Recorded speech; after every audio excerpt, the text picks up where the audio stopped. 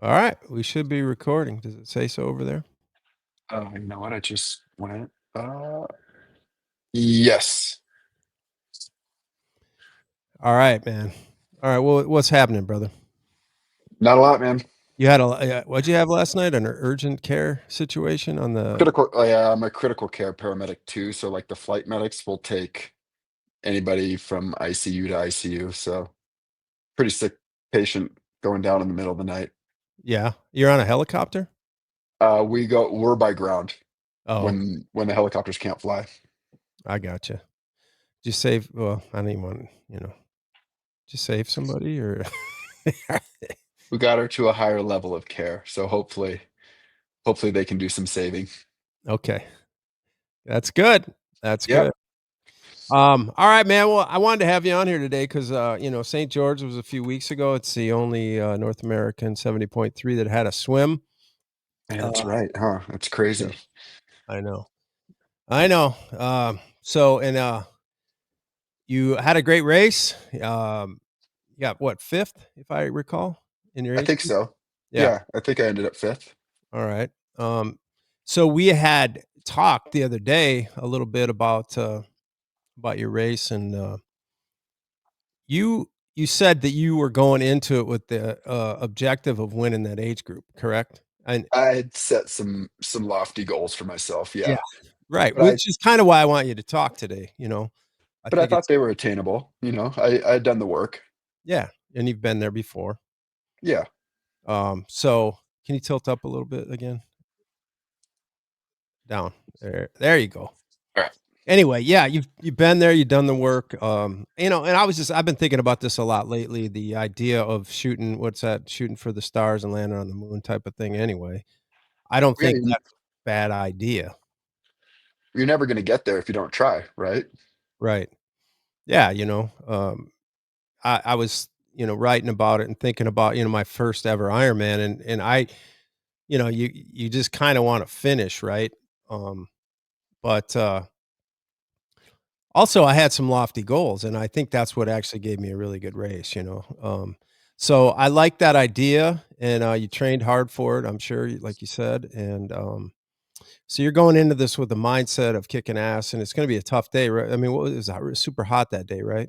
Yeah, I think it got to 98 or 99 in the afternoon. Like, Yeah, once it started to hit after 12 o'clock, 1 o'clock in the afternoon, it was toasty.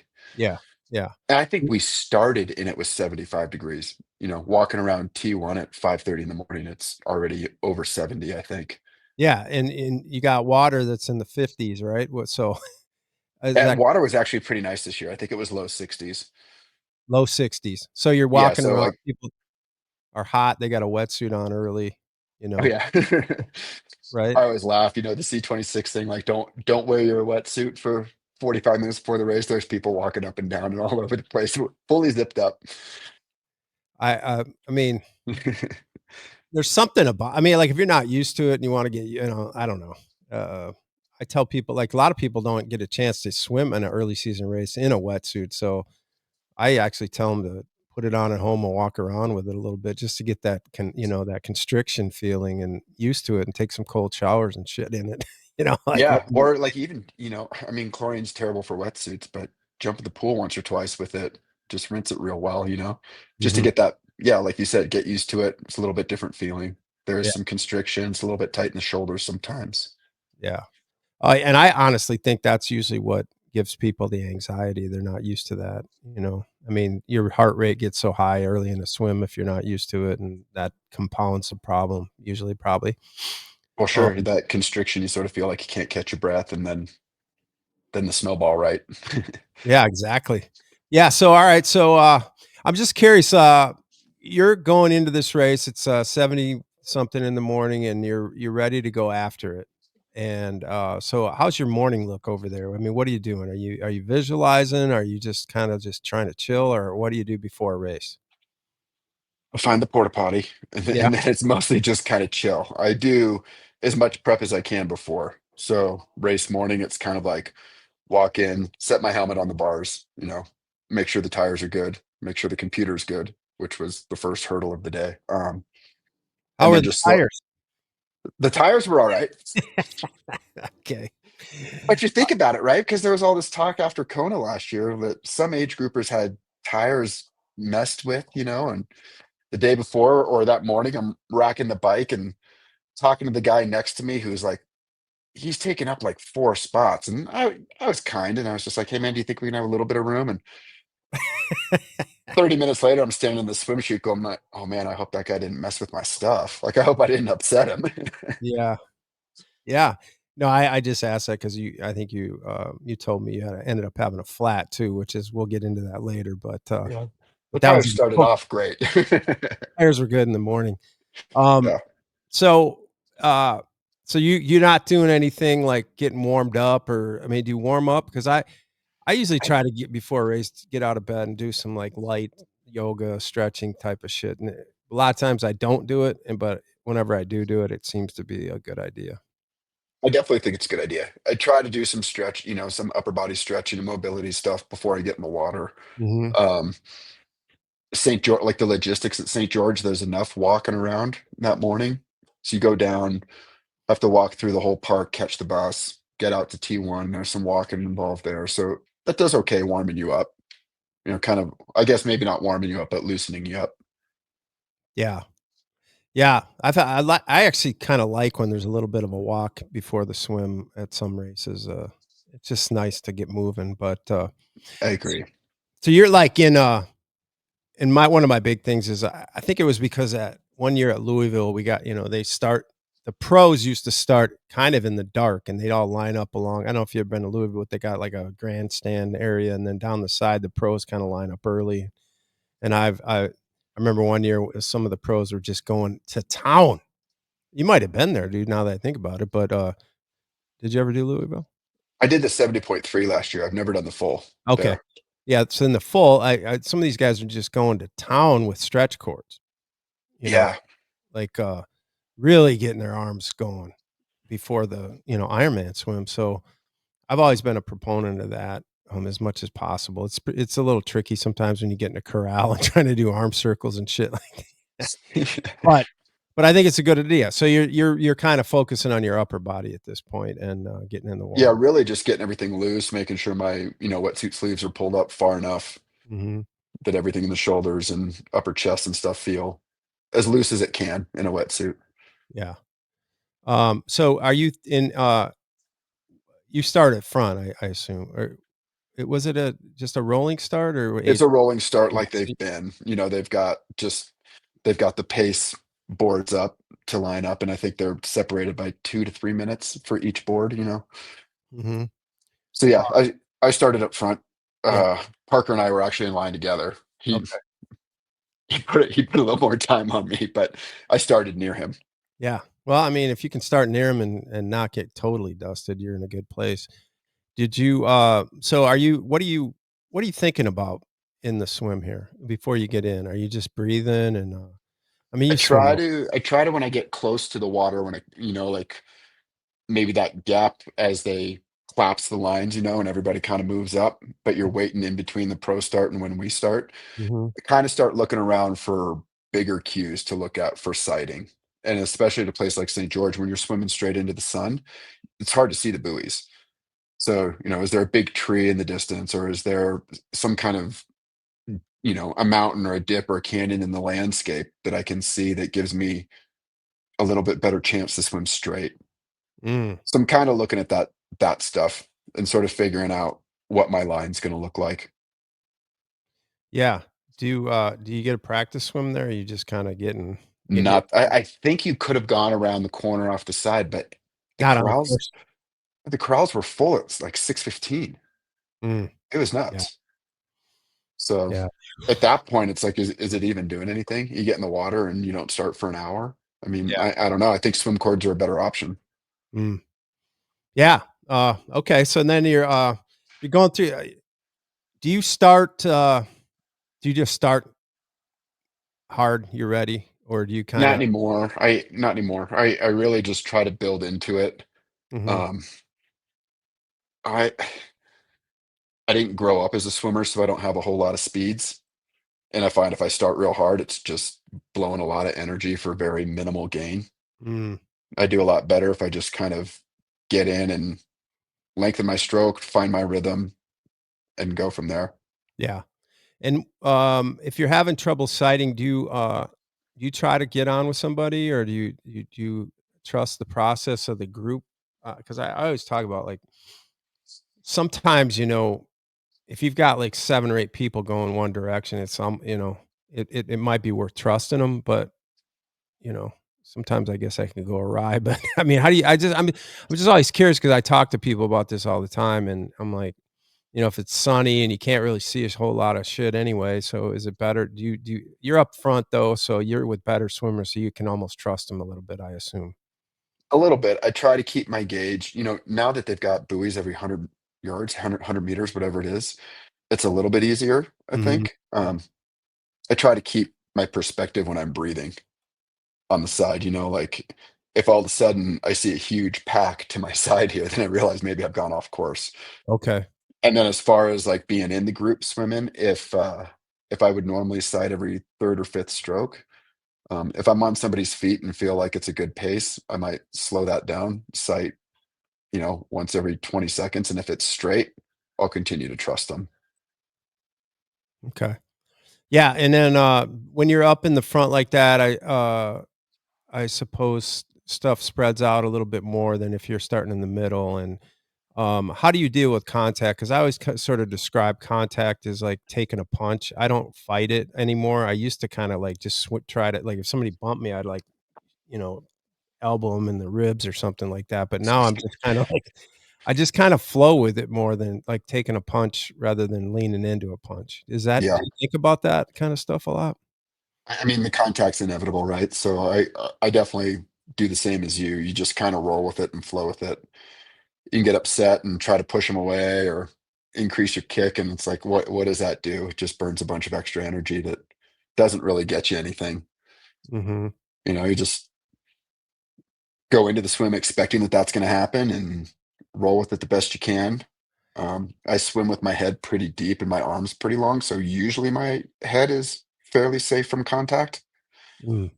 Oh, But that's interesting. Okay. you still get people, swimming over your legs, and they always end up like, I get my wedding ring got pulled off in Kona because somebody's like was swimming arm to arm for me and like pulled my hand down, and I was like, "Really, guy?" Yeah. Yeah. I know.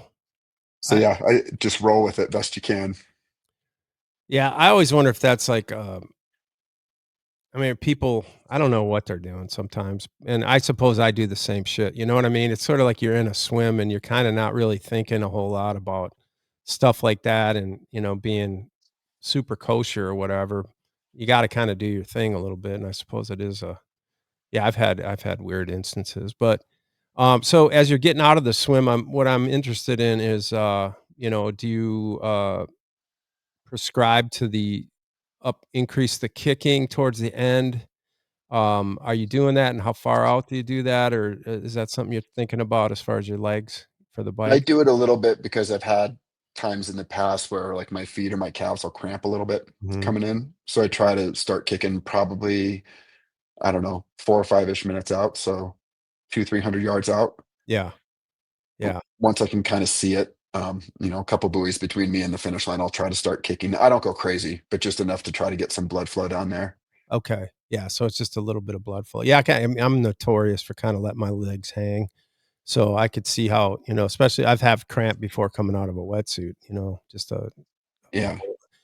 quick move of your leg or whatever, trying to rip it, and then, alright, so, now you're getting on the bike. The guy that was taking up all the spots didn't flat your tire at that No, point. that And was good. But it's funny. I did think about it. I couldn't get my computer to turn on. oh, So I really? ended up, yeah, I was racing blind, which is fine. I've done it enough to have a decent feel of where I'm at. But I'd be lying if it didn't go through my head that did this guy mess with my computer?" See?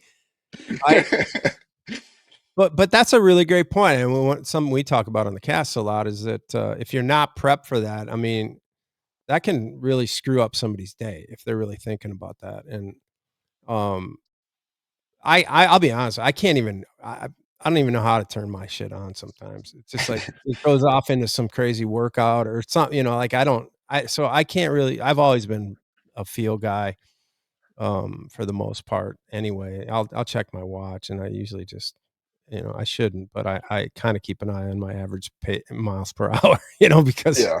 I mean, it's just like, if you're feeling good and you're like, "Okay, well, this is a little bit lower than it should be, let's pick it up." But so anyway, you're out there kinda racing blind. I'm assuming you got a watch on so you know a little bit of something, Yeah, I know a little bit.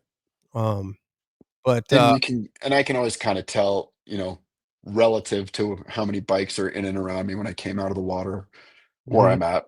And then there's always a few people that you recognize, so you can kind of, if you do enough of these, you start to recognize people. So you kind of cue off them and think about like, okay, I feel all right. I'm around the same people I'm usually around. Did you feel And good about your swim when you came out? I was indifferent. I was hoping to have swam, a minute or two faster, but that's kind of always the story. I was gonna say, yeah, isn't that always the case, Yeah. Like, "Oh, fuck, I thought I was hammering that." But, yeah, so you get on the bike and now, so you're indifferent, so you're like, "Alright, I'm on pace." Yeah, I Pace. wasn't upset. It's not like I came out and was down. I wasn't upset about my swim. I was like, all right, you know, my goal was sub 30 minutes, and I think I was like 30:12 or something like that. So I was like, okay, that's fine. Yeah, Make up 12 seconds in transition by being a little smoother, pretty easy. yeah.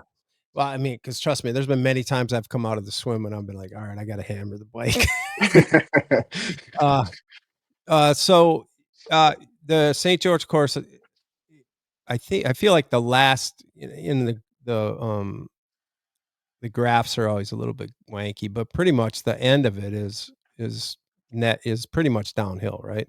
The last Yeah, I think I want to say it's like mile 48 or maybe 46 at the top of Snow Canyon, the big climb, uh and then it's pretty much downhill into town.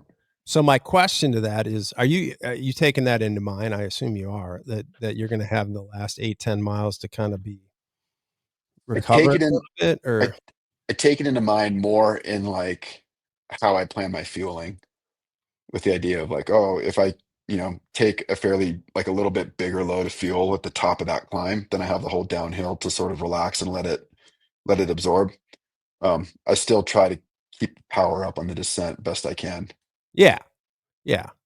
So you're trying but are you riding with power? Are you using your watch at this point? Are you, is I usually am riding with power. Right, I so you're not at this time.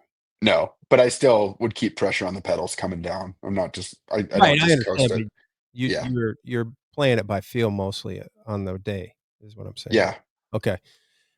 So at what mile marker did you flat? I think it was like 5 or 6. Oh, So you come out of the park and you go do a little out and back on the highway there before they send you onto the main meat of the bike course, I guess. mhm, And hit a rock, and I was like, huh. Thought to myself, I was like, Ironman's usually really good about sweeping the courses. Courses are usually pretty clean. mhm. Didn't really think anything about it and hit the turnaround. And as I was cornering, I felt all wobbly. And I looked down, I was like, oh, you gotta be kidding me. So you're And not going up the hill just thinking your tire's flat, it's a yeah, flat. not no, I was still on the flats there. And luckily it was at slow enough speed. Mhm. But I did almost lay it down in the turnaround because of it was so wobbly. Alright, so you shared something with me that you didn't say it with anybody, but at that point, you're pissed off 'cause I mean, the margin of error is a little bit thin, and, Yeah. so momentarily, I assume you gathered pretty quickly and got it changed, fairly fast in Well, I think that was sort of what happened in my downward spiral there for a little while was I couldn't change it quick. I oh, was pretty sure I ride tubeless, and I was pretty sure it's sealed, but for whatever reason, I couldn't get my CO2 inflator to pierce the little CO2 canister. So I oh, couldn't even get it to run air in there. And there's another oh, cyclist sitting there, and he comes up, he's like, "Here, use mine." And I was like, "Are you racing?" He's like, "Oh, I'm not racing." I was like, I technically can't take any outside assistance, and tried to troubleshoot it, and I think I spent, I don't know, felt like hours. felt like hours. Yeah, I spent a good amount of time trying to fix it and just couldn't quite do it. And finally, at one point, um, one of the volunteers there walked over and miraculously had a CO2 inflator. And he's like, "Hey, here you go." And I was like, "You working for the race?" And he said, "Yeah." And I was like, "All right." I could go with that. Yeah, I could go with that. Wow, didn't see that come. So and then it was sealed and everything was And then good. it was sealed and it was okay for the rest of the ride. But it sort of, your emotions are maybe fragile during a race is the right word. Mhm. Things like that can, I mean, you know what it's like that flat at Wisconsin. It's just, it, it definitely changes the race dynamic in my head. And I got a little bit kind of down, like definitely had thoughts for a while of like, do I just turn it around and ride it in? Do I call it? Is it like, what's the point? I'm not gonna reach my goal. So I went through some of those mental battles for a little while. Yeah, but, tenacity won out and logic won out, and I mean, but do you get back on and like I did, I had a much longer break, I'm sure, than you did, but did you get on and just say, "I gotta make up some time here," or I'm gonna just stay the course and, hope it comes together on the run? Not I didn't get on and go after it right away. So it's still sort of like I definitely battled that in my head for a little while. Mhm. Like, is this like what should I do? Am I gonna race it? And then maybe another 5, 10 miles down the road, I kind of was like, all right, I'm feeling better and decent, and then built back into the bike. But even then, it was still like I had that little excuse in the back of my head, right? Of like, well, you can just go for a nice jog.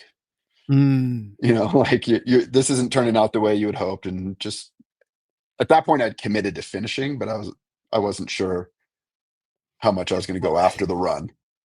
but isn't that always the thing? I mean, in every training run or training ride, I mean, that thought is always in our head, right? It's sort of like, Right, you start rationalizing. yeah, yeah, it's like, "Well, I'll just cruise this in." You're like, "No, that's not what I need to do right now. I need to kinda stay on the hammer or whatever." I mean, that's to me is like the crux of racing, really, and we Right. have opportunities for that every single day, pretty much, and that's the mental battle, right? Because obviously you had the physical left but that did happen really early, so I would imagine, if that happens at mile 25, then you're just gonna blast it into the end, because you don't have much Mhm. time anymore. But now you're still kinda have the whole ride pretty much in front of you, so you gotta kinda play it decent. Yeah, I can't blow it all in the next hour, right? Because 'cause you'd be spending a long time walking on the run course. Actually, that's really interesting that you did it that way, 'cause I think a lot of people would try to pick that up, they would try to make up that time and then, be okay with the run going to shit, but you just sort of made the best out of what was left, and that's a interesting, I don't know, I was maturity maybe or something, because it panned out. I mean, yeah, you didn't win, but you got 5th, and you still had a good day, minus Yeah, I think a little bit of experience knowing that, like, it's gonna be a hard day, it's gonna be real hot, that that's some patience in the race will come back to you a little bit. mhm, yeah, yeah, because I mean, alright, so you get that done and you're cruising back in downhill, stepping on the pedals. Um, what kinda speeds are you're hitting on that? Do you remember? On that downhill? I can't remember. I've never raced there, so I don't know how s I hit 50 on the downhill. Oh, you did? Okay, so According yeah, quite a bit. according to my watch Garmin speed sensor thingy, yeah. So that's top speed, but for the most part, you're going pretty fast on that section, right? Mhm. Yeah, I think, mid to low 20s for a good amount of that course. On the downhill, the last No, part? no, no, no, yo, on that last downhill, yeah, that's pretty fast. Yeah. Um, So I mean, it's there if people wanna take it, but a lot of people probably don't take that well, speed. it's a little bit scary Yeah, because that's what I would the think. way they cone it off, some of those lanes are still open, so it's like some of it's coned down the middle of the lane, so you have cars on either side of you. Oh, Like, you Jesus. still have your own lane, but you have cars on either side of you, so you have a little bit of that messing with the winds, and then there's usually a little bit of wind there too. So it's not like you just can, like, turn it all off and coast it into T2. There's still a little bit of anxiety there for sure. Wow. Yeah. Alright, so you're coming into T2, and now you're, maybe a little bit more off a few seconds off your swim, and now you're off your bike by what, a few more minutes? What you had Probably 12 to 15 from what I was expecting. 12 to 15. Wow. So in O my mind, I was still not sure what I was gonna do for the run. Yeah, of course I not. mean, that's what happened, right? I lost the fight part of it, the push, I kept having rationalizations or reasons in my head of like, "Oh, you could just do easy long run pace or whatever." Yeah, but how long did that thought process last? I'd say, like, about the first mile, like, once you got out of town, I started actually feeling okay, and I was like, "Alright, I'll go," and then at that point, we start for the rest of the run, we start seeing a bunch of people, and that's always, l a good lift. Yeah. No, for sure it is, yeah. Now, when you say you felt good after about a mile, um, when you're at that level, you gotta really kinda walk the edge, right? When you're going for Yeah, that, you know, and I think my best 70.3, at least feeling wise, was when I got to the halfway point and was at a pace where I knew I had it. Like I was going pretty, for me, a good pace. And I'm yeah. like, I could handle this the rest of the way. So I just stayed there. But are you like, is there any point in this run when you're like, all right, 4 miles left, I'm gonna start going for it, or do you let that happen? No, I would say definitely probably leaned more towards, like, what you were saying, like, found that pace or that effort and was like, "I'm pretty sure I can stick here," and Yeah. kept with it. And that course is sort of like a gentle climb all the way to the turnaround and gentle downhill all the way back. Mhm. So it's not the course to look at your pace. It's definitely better to kind of run by feel because you're quite a bit slower going uphill and Mm, obviously quite a bit faster coming back into town. mhm.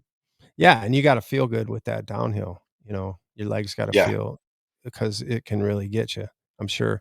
And, also, I have a thing about that where I'm like, if I feel like I'm going good and everything's going and I'm happy with what's going on, I feel like I just sorta I don't necessarily consciously turn it up. I just feel like I start going a little bit faster, just because you're deeper into the run and sometimes it takes a little while.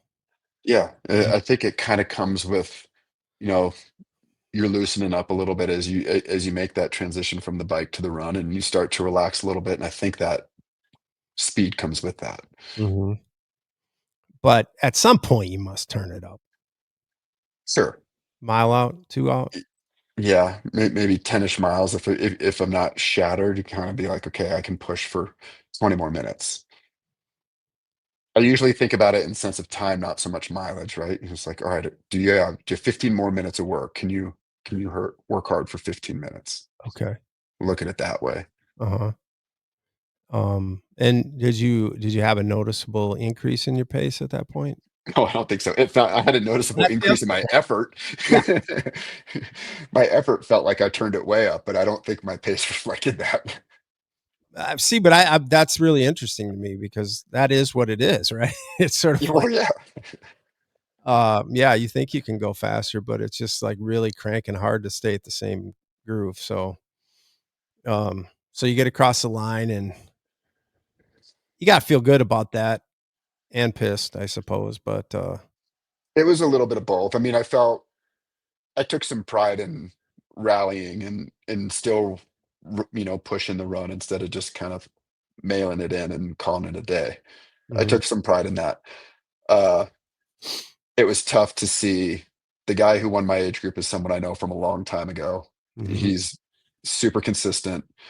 Um, it would have been really fun to race him because he's Yeah. one of those guys that we run similarly. He's a great swimmer. I ride a little bit better, and I think it could have been really fun on the run to have, I think there would have been some time that would have been head-to-head racing, and that would have been cool. Yeah, I mean, that sounds cool to me, like, thinking Yeah. about it as a spectator. But it is what it is, right? Like, Yeah, we keep coming back because that perfect day is so hard to find. It's so yeah, elusive. yeah. That is yeah, that's happened to me once in an Olympic. It is pretty cool when you got that last half mile and you're just, like, going at it, man, especially on Yeah. a longer like a half or sometimes I've seen those, kind of photo finishes of a full Ironman. I'm like, "Oh god, I can't I do just think anything how more." much that hurts. Because those guys are together the whole marathon pretty much Oh, yeah. within a few minutes of each other. It's just gotta be incredible how that happens, man. I don't know, man. I think about that in the swim when those guys out of Kona are just, like, trying to get that swim, they're just blasting that thing for the last, 500 or 1,000 and just trying Right. to get out of the water first. It's like, wow, there And goes your thinking of, like, how long that day is, right? You come yeah, out that spent and know that you're just getting started. they just walk off and take that 10,000 and go to the dressing room. Yeah. Oh, man. Well, I mean, and you're racing 50, 54, right? Or is that the age group? 50, 54, yeah. Yeah. So you're hanging in there tough. When did you start this sport? I think my 20s? first race was '99, my first triathlon, Oh, okay. I think. Alright. Somewhere around there. It's been a little over 25 years, Um, but a yeah, lot of come and go in between, right? Like, it hasn't been 25 straight years of triathlon every summer. I've had right. plenty of So things you in between to kinda keep me fresh, I guess. what age were you when you were racing pro, roughly? Late 20s to mid 30s. Okay. And, how much off of that game are you now? You know what's funny is looking at, like, my run's pretty far off. The bike isn't terrible. I Mhm. mean, I'm definitely slower, but not, 10% maybe. And the swim, I think, is just a question of work. I think if I had the ability to swim 5 days a week, I think I could swim what I was swimming then. Just because swim is so technique Mhm. driven. I think probably for all of us, if we could see significant improvements in our swim if we could get to the pool every day and if we wanted to get to the pool every day. Yeah, I agree with that. I think it's frequency in the water, man. For sure. Phelps talks about if he misses 1 day of practice, he loses feel. So, I mean, what happens to average age grouper like me? You know, you miss a Yeah. week.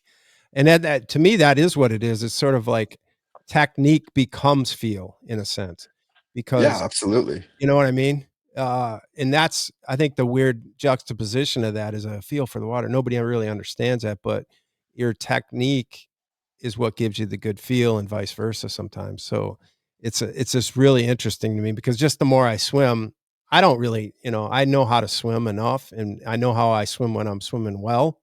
And to me, that's when I'm swimming a lot. And Yeah, that's, I I'm mean, the same. yeah, I think my top end is going to be what my top end is or whatever. But um, the more I'm in there, it's just amazing to me. Like if I swim every day for 3 or 4 days in a row, even it's sort of like that third or fourth day. I'm like, wow, I'm getting Yeah, better. it clicks. You're like, I Yeah, feel pretty good. yeah, and shit, you're just faster and it seems easier, whatever. But so that's an interesting.